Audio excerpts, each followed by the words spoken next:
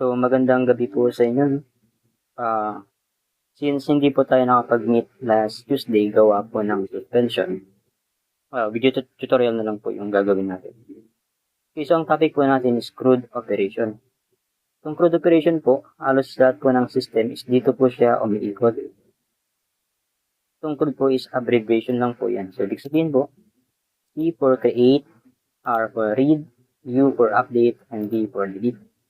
Dito po sa create, ito na po yung part na mag-insert tayo ng information sa ating database. Sa read naman po, retrieval po ito or kapag mag-display na po tayo ng data sa ating user, kailangan natin i-retrieve yung mga data. Update, literal po na update to or yung kapag may edit po tayo ng information sa ating database. And delete is removal po. Okay.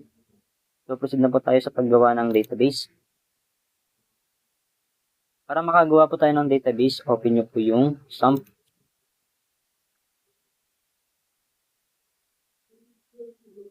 Then, start nyo lang po itong Apache para po makapag-run tayo ng PHP script. Sunod is MySQL para magamit po natin ang MySQL database. Then, sunod, i-click nyo po itong admin katabi po or katapat po ng MySQL para mapunta po tayo sa dashboard ng PHP MyAdmin. Mag-redirect po yan sa browser. Okay, so ito na po makikita nyo, no? So, dito may makita po yung mga tabs. Click nyo lang po yung databases. Then, dito, pwede na po kayo mag-create ng database nyo. So, sa akin, halimbawa, gagawa ko ng database ko para sa student. Lagyan na yung pangalan ng database nyo. Then, create na agad. So, yan. Kung mapapansin nyo, meron lumabas dito. Ibig sabihin, successful po yung pagkakagawa ng ating database. So, sunod po is kukonect po tayo. Pin natin ng VS Code. Hindi muna pala. Gawa muna tayo ng ating project folder. Punta kayo ng Drive C, SUMP, htdocs. Gawa po kayo ng folder nyo dito para maging maayos po yung mga project. Okay, sa folder, CRUD.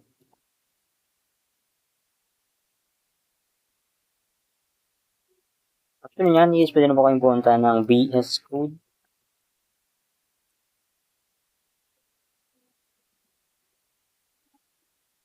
Click yung file, open folder, hanapin nyo po itong CRUD. Or kung hindi man po mag-redirect dyan, Drive C lang ulit, some htdocs, and then hanapin nyo yung ginawa nyo na folder. CRUD. Select folder. Okay.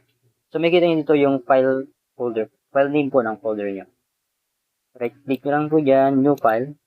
Gagawa tayo ng ating database connection. Database connection.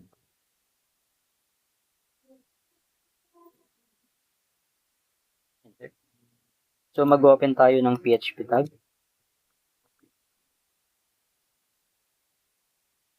So dito sa ating database connection na file, i-declare po natin dito ang mga credentials po ng ating database. So una dyan yung host po natin. Host. So ito po is nakafix po siya as localhost. Sa MySQL, MySQL. Then dito sunod is username. Database muna. Database name or shortcut natin para hindi masyadong haba. Database name equals kung ano yung pangalan po na nilagay nyo sa database nyo. Ito student yung ginawa ko. Student database. Tinapi ko lang yan. Dito. Sunod po is username. Username. User. So dito kung hindi nyo naman po binago yung MySQL nyo, nakafix po yan as root. Sunod po is password. Again, kapag hindi nyo po ginalaw yung MySQL nyo, yung configuration nyo, ang default password nyo po is wala. Empty po yun. So, bali ito na po yung mga credentials ng ating database connection. Ngayon, kailangan po natin ng PHP script or para may connect itong credentials na ito sa actual database natin. Okay, so mag-declare tayo ng variable dito na mag-hold ng connection natin. So, connection, con na lang pala para may click con. $con is equals to new MySQLi. Yan. Open and close parenthesis, semicolon. Sa loob po ng open and close parenthesis, dito po natin ilalagay yung mga credentials natin. So, una yung host natin.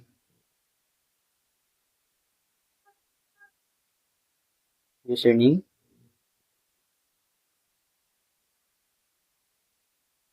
Password.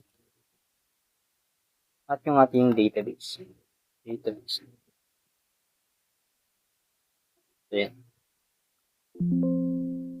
So, bali ito na po yung script natin para kumonek po tayo sa ating database.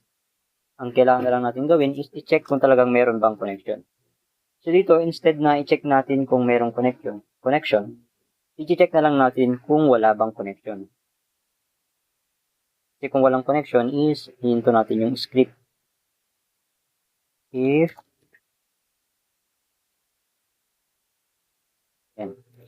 condition to, kung hindi pa kayo aware, ito po yung tawag na if statement. If open and close parenthesis, then condition. Kapag nag-true po yung condition dito, i-execute niya po yung code na nandito. So, i-check po natin kung may mali sa connection. If connection error.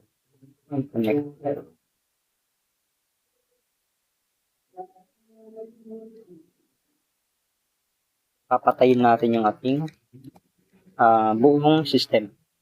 Kasi security issues po kasi kapag halimbawa na wala siyang connection sa database, tapos nag-continue pa rin yung system niyo, medyo vulnerable na po yung security. Sa loob po ng open and close parenthesis ng die, single quote, and output natin connection field.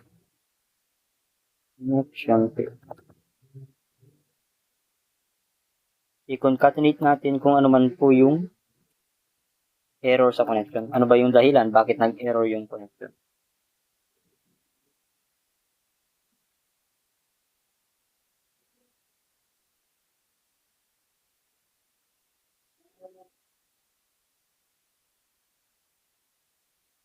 Yan. So, kapag false naman to, ibig sabihin, diretso lang yung system. I-disregard niya itong condition na to since may connection tayo. So, dito kasi na part na ito is check lang natin kung may error ba. Kung wala naman, diretso lang. Ganun lang. Try natin i-run. Type nyo localhost. Then, itong dashboard, palitan nyo siya ng pangalan ng folder nyo. Database connection. So, walang nag-display. Ibig sabihin, may connection po tayo. Para masatisfy kayo, pwede nyo lagyan ng else in. Else echo.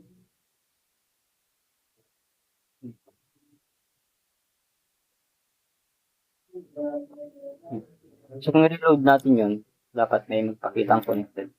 So, connected tayo sa database.